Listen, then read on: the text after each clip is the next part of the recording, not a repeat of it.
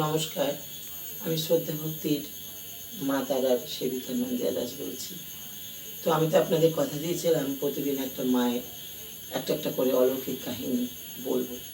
তো কয়েকদিন যাবৎ মনটাই আমার ভালো নেই, বুঝতেই পারছেন কেন। সারা পৃথিবী জুড়ে যে পরিস্থিতি এখন, আমি ওই জন্য বুঝতে পারছি না, আপনাদের বলতেও পারছি না। ভক্ত আমি দেখছি প্রতিদিন, প্রতিদিন বলতে শনি মঙ্গলবার তো দেখছি, আর যারা মানে ভীষণ অসুবিধায় আসছে তাদের দেখছি। তবে আজকে একটা কাহিনী আপনাদের আমি তুলে ধরছি, মানে গা শিউরে ওঠা কাহিনী, ভয়ঙ্কর কাহিনী। আমি জানি না এরকম কেউ করতে পেরেছে কি না, কিন্তু আমার মা পেরেছে। হয়তো মার সাহায্যে আমি করেছি সেটা। আমার বাড়িতে আজ থেকে 10 বছর আগে এই মন্দির, তখন মায়ের মন্দির নিচে ছিল। তো এই জায়গাটা এমনি প্রচণ্ড জঙ্গল টঙ্গল তখন সেই সময় ছিল। তো আমার বাড়িতে ভাড়া ছিল একটা মেয়ে, তার নাম গীতা। তার ভাই দিদির বাড়িতে এসেছিল, অর্থাৎ গীতার ঘরে এসেছিল। আমি আমার ঘরে রান্না করছি, হঠাৎ দেখি ওদের ঘরে খুব চিৎকার।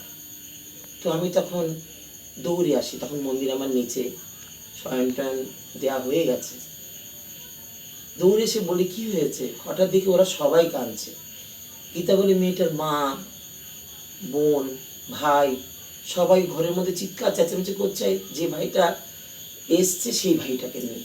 তো আমি গিয়ে বলি কি হয়েছে, হঠাৎ দেখছি মানে ছেলেটা দাঁত খিচাচ্ছে। তখন ওরা তো ভয় পেয়ে গেছে, কি হয়েছে কি হয়েছে।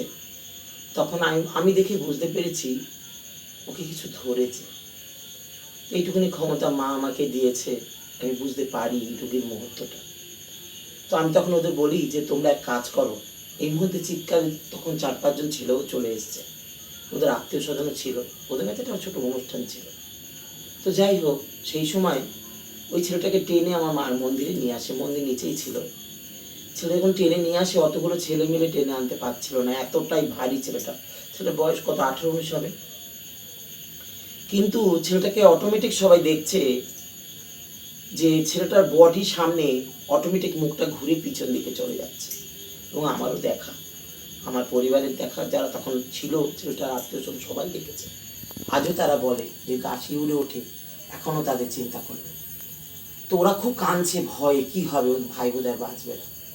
তো আমি তখন বলি কিচ্ছু হবে না, তোমরা কোনো প্রকারে মাঠ, মন্দিরের সামনে আমার একটা বারান্দা ছিল, তখন বারান্দায় ওকে শোয়াও।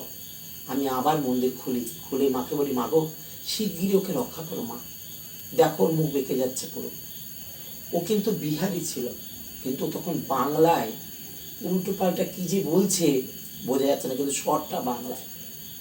তো আমি তখন সেই মুহূর্তে ছেলেটার মাকে বলি, আচ্ছা তোমার ছেলে কি কোনোদিনও কোনো বাজে জায়গায় গেছিল, মলমূত্র ত্যাগ করেছে, এরকম তোমার মনে পড়ে?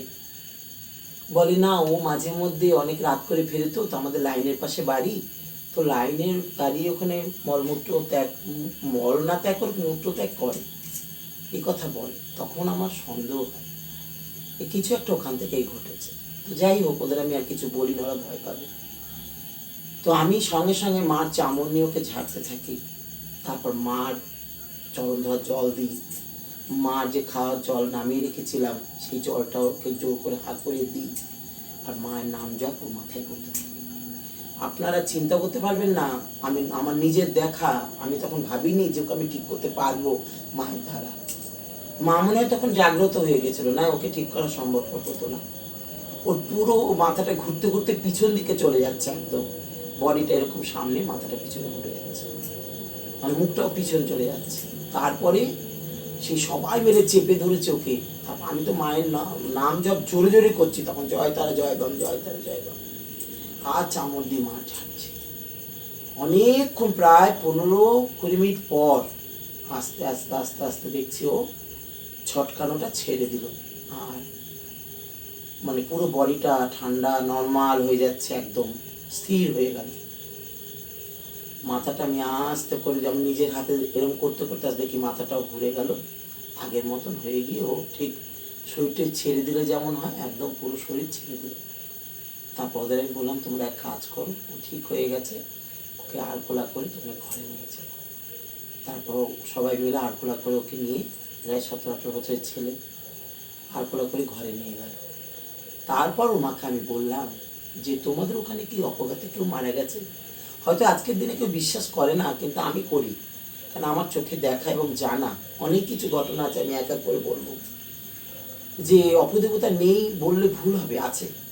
যতই ডাক্তার থাক, যতই বিজ্ঞান থাক, যার জায়গা যেখানে সে ঠিক সেখানে আছে, আছেই, আমি জানি। তো যাই হোক, আমি তখন ওর মাকে জিজ্ঞাসা করি, তোমার বাড়ির কাছাকাছি কেউ অপঘাতে মৃত্যুরম হয়েছে? বলছে হ্যাঁ। ওর মা তখন আমাকে বলে, হ্যাঁ, এক ভদ্রলোক বাঙালি, উনি বাড়িতে বাড়িতে ওষুধ দিতেন, তো উনি একদিন এই রেলের লাইনে কাটা পড়ে আমার বাড়ির দুয়ারের সামনে। তখন আমি ওকে বলি, আমি ওনাকে আর খুলে কিছু বলি না, আমি বুঝতেই পেরে যাই যে কী হয়েছে। তারপরে মার জল ভরা করে দিই, মার ঘটের ফুল দিয়ে মার নাম জপ করে মাদুরি করে দিই।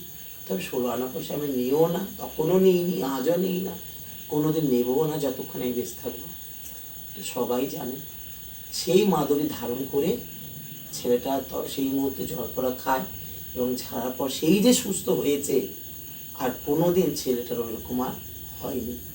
এখন ছেলেটা দিব্যি ভালো, আরও বড় হয়ে গেছে, অর্থাৎ 10 বছর আগেকার ঘটনা, এখন পুরো বিজনেস করছে, ভালো আছে।